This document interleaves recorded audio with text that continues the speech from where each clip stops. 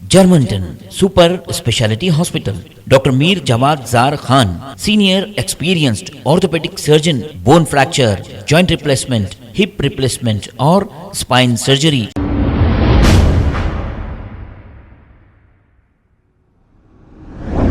अस्सलाम वालेकुम नाजरीन, 7H न्यूज़ में आपका इस्तकबाल है। शालीबंडा पुलिस स्टेशन के डीआई मुनव्वर शरीफ ने अपने अमले के साथ मिलकर बाइक पर दौरा करते हुए चबूतरा मिशन अंजाम दिया और देर रात तक चबूतरे पर बैठने वालों को काउंसलिंग भी की। आइए देखते हैं ये रिपोर्ट।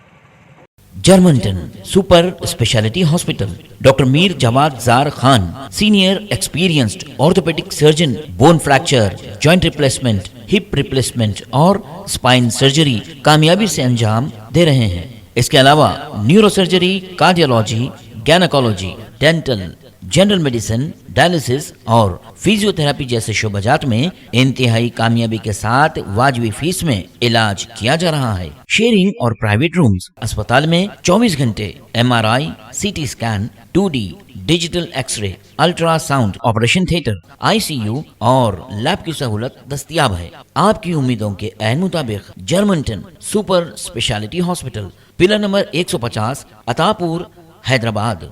खबर है शहर की, खबर है गाँव की, खबर है सारी दुनिया की। 7H न्यूज़ पसंद आए तो लाइक कीजिए, शेयर कीजिए और सब्सक्राइब करना ना भूलें। 7H news.